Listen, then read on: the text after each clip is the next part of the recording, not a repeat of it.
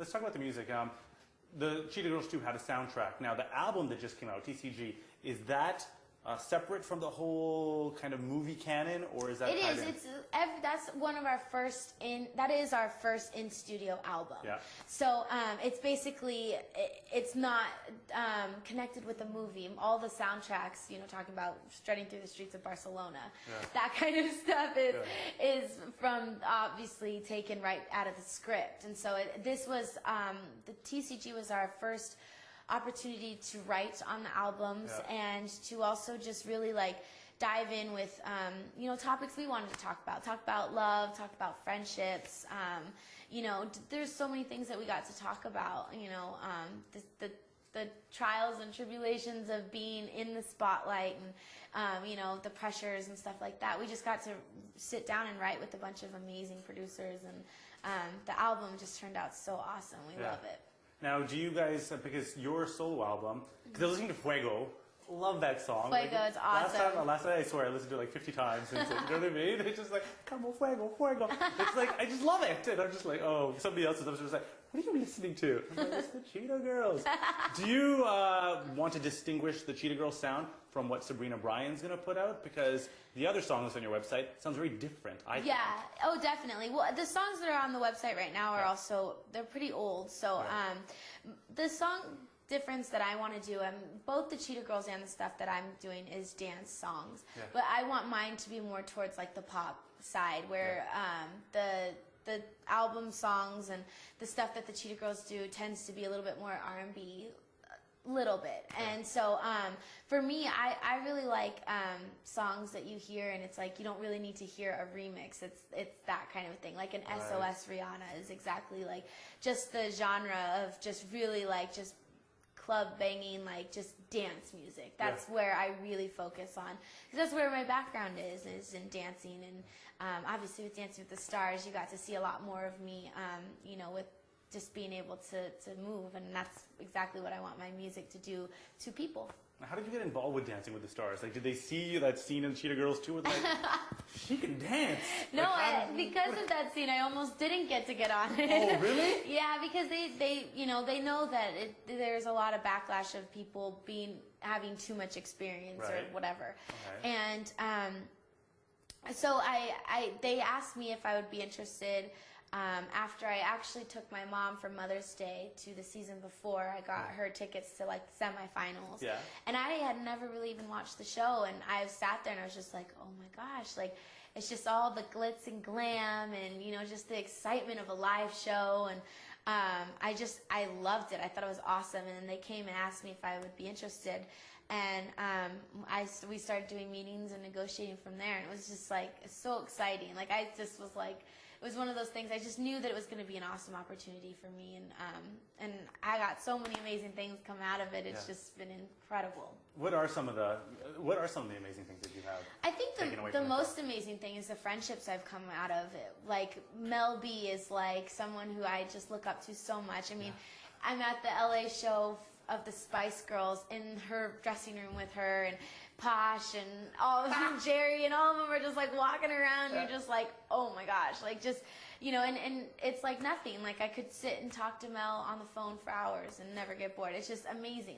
Just the friendship. And Jenny Garth, I mean, she's just an amazing role model. She's an incredible mom, and so grounded, and her husband are amazing. They're just the best couple. And Wayne Newton's giving me real estate advice.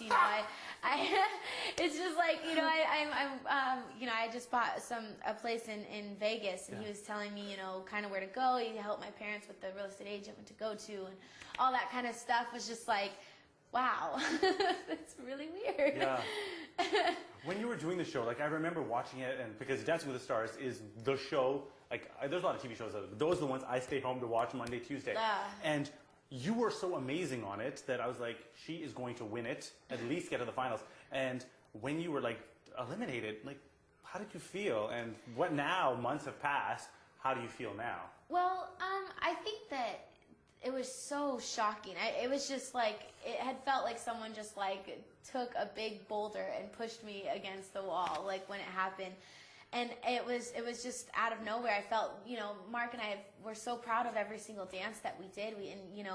it was insane to us that we were going home so soon because we had so many plans, I think is what the big thing was. I mean, we knew exactly what we were wearing and what our dances were, and he had choreographed most of both the dances that we would have been doing the next week. So it was, really shocking and, sad because we were having so much fun together, doing the show and rehearsing every day for hours and hours and hours. And the show really, truly becomes your life. You're doing Dancing with the Stars stuff pretty much 24/7.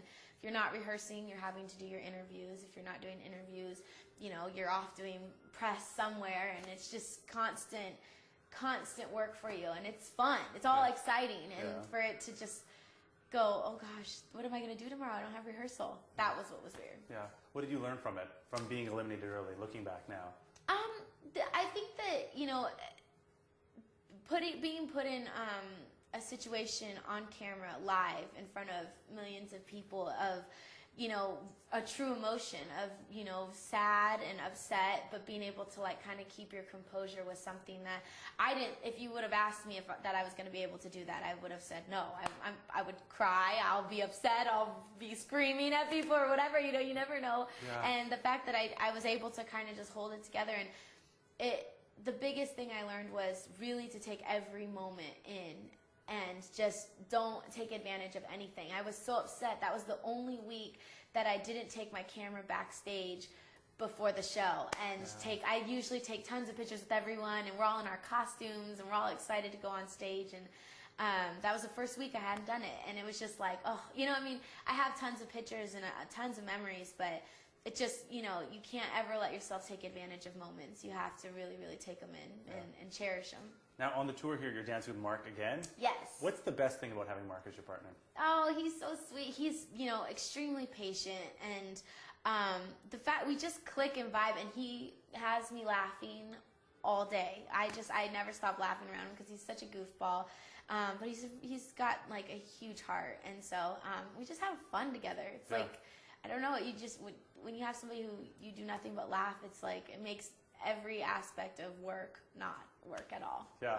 So now is he because I remember the show where it was oh, are you guys dating? And what's the deal there? Is that, are you how do you guys define your relationship on a social level? I don't know. We don't even take the time to define it. So the only time it ever gets defined is when we're asked in front of people and on camera. So explain it. And it's hard to explain. It's weird because, the starting of any kind of relationship, whether it's a friendship or, romantic, is something that has been taken, normally it takes this amount of time, and it's all squished in because you're with someone for 24 hours a day, 7 days a week, and so it's all intense. And I'm sad I'm leaving for India and he's staying on tour. It's just kind of coming to I don't know what it is. We'll see.